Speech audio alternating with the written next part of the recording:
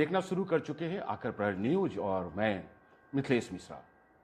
कई ऐसे मुद्दे हैं जो हमारे ज्वलंत हैं और हर मुद्दे पर एक खास मुलाकात हम लोग पेश करते हैं। हर एक ऐसे व्यक्तित्व को आपके समक्ष हम ले जाते हैं।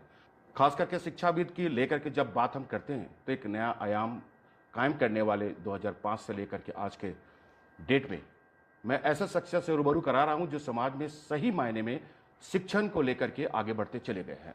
सर नमस्कार, आकर प्राइड न्यूज में आपका स्वागत है। और 2005 में आपने शिक्षण स्थल में प्रयास किया और आज एक नए ऊंचाई पे उड़ान भर रहे हैं। तो शुरुआती दौर में क्या था और कैसे आपके मन में ये बात बैठ गया कि हमें स्कूल खोलना है? देखिए, बहुत आरंभ से जब मैं अंडर ग्रेजुएट था, मैं 93-94 की बात आपको बता रहा हूँ कि हम लोगों ने उस वक्त आरा में कंप्यूटर एजुकेशन को लाने का प्रयास किया और लाखोटिया कंप्यूटर सेंटर के नाम से आरा को एक कंप्यूटर सेंटर दिया, जो शाहाबाद का प्रथम कंप्यूटर ट्रेनिंग इंस्टीट्यूट था। चूँकि हम लोग आईटी से जुड़े हुए थे और 2002 में जब हमें अपने बच्चों का एडमिशन कराने की बात आई कि अब स्कूल में हमारे बच्चों के जाने की उम्र हो गई है और हमने ज़िला में स्कूलों को घूमना शुरू किया, तो यह पाया कि वास्तव में हमारे क्षेत्र में वैसा कोई स्कूल नहीं है जिसमें हम लोग अपने बच्चों को डालकर यह निश्चिंत हो सकें कि हमारे बच्चे लेटेस्ट टेक्नोलॉजी और साथ साथ को करिकुलम एक्टिविटीज़ के साथ अपनी शिक्षा ग्रहण कर पाएंगे। तब हम लोगों ने 2002 से ही सोचना शुरू किया कि अब हमें एक स्कूल बनाने की आवश्यकता है। इन द मीन टाइम हमने अपने बच्चों का एडमिशन डीएवी में करा दिया, जहां अच्छी शिक्षा उन्होंने प्राप्त की। लेकिन 2005 में जैसे ही हमने अपना विद्यालय स्थापित किया ज्ञान ज्योति आवासीय विद्यालय के नाम से, तब हम लोगों ने ऑडियो विजुअल सिस्टम के साथ साथ को करिकुलर एक्टिविटीज़ पर विशेष ध्यान दिया। जैसे हैंड्स ऑन एक्टिविटी के माध्यम से हमारा यह मानना था कि जो चीज़ बच्चे देखेंगे और बार बार सुनेंगे उसकी छाप उनके दिमाग पे बैठ जाएगी और उन्हें उन चीज़ों को रटवाने की आवश्यकता हमें नहीं पड़ेगी। और जब हम लोगों ने 2005 में अपने विद्यालय को लॉन्च किया ऑडियो विजुअल सिस्टम के साथ, तो यह हमारा सौभाग्य था कि ज़िले के नागरिकों ने हमारे विद्यालय के नई टेक्नोलॉजी का बहुत ही दिल से स्वागत किया और प्रथम वर्षीय 100 से अधिक बच्चों के साथ हम लोग अपने विद्यालय का आरंभ कर सके। समय के साथ साथ आज तो आप देख रहे हैं कि एनईपी में या इससे पहले सरकार ने प्रैक्टिकल एजुकेशन पे जोर देना आरंभ किया, जो हम लोग 2005 से ही करते आ रहे थे। उस वक्त हम लोगों ने फूडिंग हैबिट बच्चों की अच्छी करने के लिए मिड डे मील भी दिया 2005 में ही, जो सरकार ने 2008, 9, 10 से देना आरंभ किया।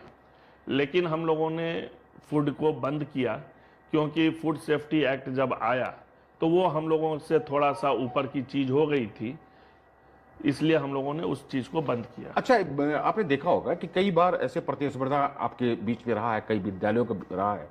आपके समक्ष में जो डीएवी स्कूल का भी आपने नाम लिया, इसके अलावा जीन पॉल स्कूल है, कई स्कूल ऐसे हैं जो आपके कंपिटिटिव रहा है। उन सभी के बीच से आप अपने बच्चों को कैसे छान करके ले आते हैं? जैसे चाय पीने के जब वक्त होता है ना, तो हम लोग पूरी चाय पत्ती, चीनी और दूध को अलग अलग ले आते हैं, लेकिन उबाल करने के बाद जो छानते हैं, छान करके जो चाय का स्वाद आता है ना, वो काफ़ी मज़ेदार होता है।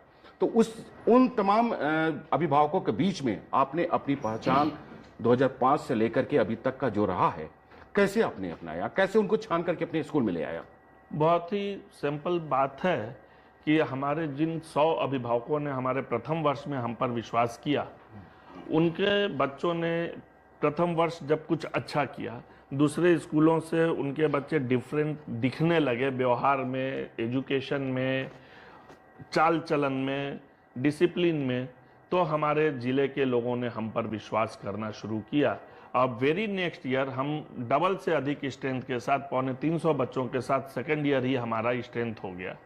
और 3 साल के अंदर ये स्थिति आई कि हमें जिस जगह पे हमने किराए के स्थान पे स्कूल खोला था वो जगह छोटी पड़ने लगी और 2 साल के प्रयास से फिर हम लोगों ने बामपाली में ज़मीन उपलब्ध की बैंक के सहयोग से और आज हम लोग इस मुकाम पर हैं।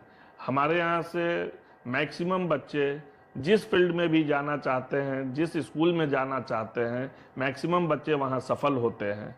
ये रिकॉर्ड है कि यदि हमारे यहाँ से बच्चे हायर एजुकेशन के लिए किसी फील्ड को चुनते हैं और उसका एग्ज़ाम देने जाते हैं तो वो स्वतः उसमें कंप्लीट कर जा रहे हैं। लेकिन एक बात आपसे फिर कहेंगे कि 2005 में जो आपने शुरुआती बुनियाद किया था, उस दरमियान में और 2008 में मिड डे मील का शुरुआत हुआ था, खास करके हमारे बिहार सरकार के द्वारा। लेकिन अब ये 2005 और 2008 के बीच में आपकी अग्रिम सोच कैसे आ गया कि बच्चों को हम लोग को मिड डे देना चाहिए? भले ही फूड सेफ्टी की बात बाद में आया, लेकिन आपने ये सोच कैसे रखा, अग्रिम कैसे रखा आपने? हमारा मानना था, जब मैं और मेरी वाइफ सीपी जैन, जो आज प्रिंसिपल भी है स्थापना काल से, हम लोगों ने अपने बच्चों को ही हमेशा प्रैक्टिकल का माध्यम बनाया और यह देखा कि हमारे बच्चे यदि स्पून से खाते हैं, हाफ रोटी बोलते हैं, हाफ ग्लास वाटर मांगते हैं, तो वो इसलिए मांगते हैं कि हमारे यहाँ टेबल मैनर फैमिली में सिखाया गया है। लेकिन ज़िले में हर घर में ये व्यवस्था नहीं होती है और एकाएक बच्चे जब 10th या इंटर पास करके अपने ज़िला से बाहर जाते हैं या उनके रिलेटिव्स के बच्चे जब बाहर पढ़ने वाले बाहर के एटमॉस्फेयर से हमारे ज़िले में लौट कर आते हैं या फैमिली गेट टुगेदर में मिलते हैं, तो हमारे क्षेत्र के बच्चों को बड़ा ही, या फैमिली मेम्बर्स को एम्ब्रासिंग फील होता है कि हमारे बच्चे तो फॉर्क और स्पून से खाना नहीं खा पाते हैं, हमारे बच्चे टेबल मैनर नहीं जानते हैं।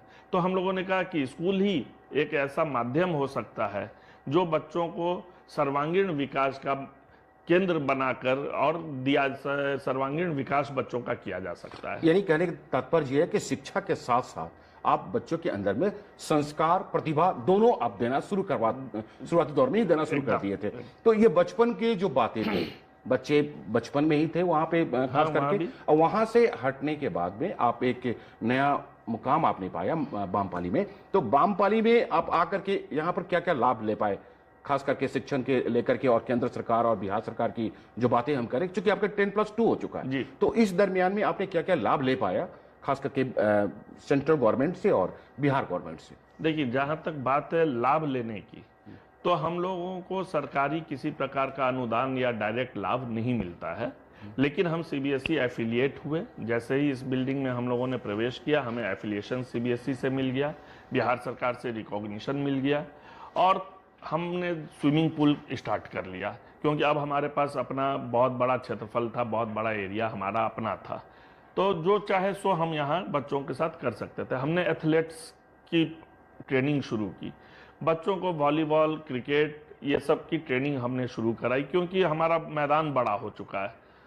इस प्रकार हम लोगों ने यह फायदे उठाए। साथ ही साथ सरकार का लाभ हमको ये मिला कि जब 2006-07 से सरकार ने भी विशेष ध्यान एजुकेशन पर देना आरंभ किया, तो हम लोगों के यहाँ भी प्रतिस्पर्धा बढ़ी, क्वालिटी एजुकेशन हमारे चारों ओर बढ़ना शुरू हुआ, तो हमने भी अपनी क्वालिटी एजुकेशन में और इजाफा किया। क्यों, जैसे रोबोटिक्स की ट्रेनिंग हम लोगों ने 2012 में ही आरंभ करा दी, 3D प्रिंटिंग, जिसके अंतर्गत कि आप जानते हैं कि जिस चीज़ की डिजाइनिंग आप कंप्यूटर पे करेंगे वो हार्ड पीस प्रिंट होकर आपके हाथ में मिलेगा, वो फाइबर का हो, एल्युमिनियम का हो, ज्वेलरी के रूप में हो, तो उसकी ट्रेनिंग की हम लोगों ने अपने विद्यालय में शुरू की। आज हम AI का क्लास करा रहे हैं बच्चों को, आर्टिफिशियल इंटेलिजेंस का।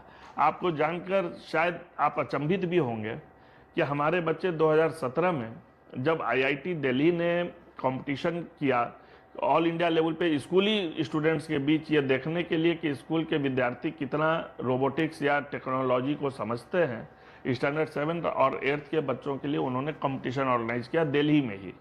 हमारे यहाँ से हमारी एक टीम गई, 7 बच्चों की टीम थी और 2 मेंटर्स गए, लेकिन दुर्भाग्य ये था कि IIT दिल्ली में ऑल इंडिया से कॉल हुआ था, कोई और विद्यालय वहाँ नहीं गया। इसका ये मतलब था कि विद्यालयों में अभी रोबोटिक्स या AI को लेकर कोई जागरूकता नहीं रही होगी कि बच्चे कंपटीशन में IIT दिल्ली तक जाएं।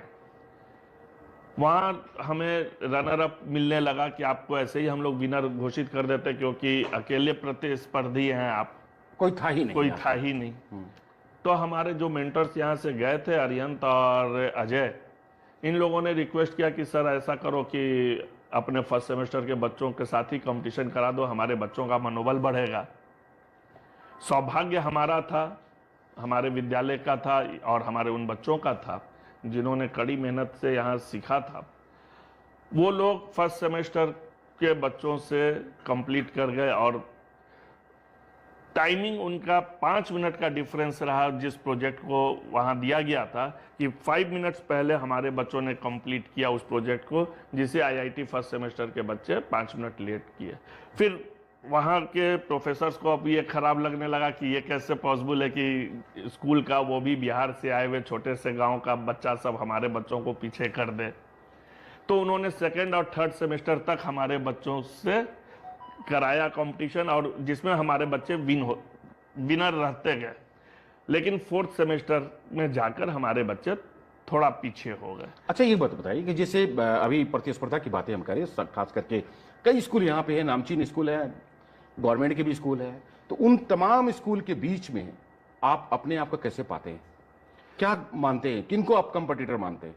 देखिए, मेरे अपनी नज़र में हम जिस लॉजिक के साथ अपना एजुकेशन और जिस क्वालिटी के साथ देते हैं, उसमें मैं तो ये मानता हूँ कि हमारा कोई कंपटीटर है ही नहीं इस पूरे ज़िले में। क्योंकि हम सिर्फ शिक्षा नहीं, बुकिश एजुकेशन पे विश्वास ही नहीं करते।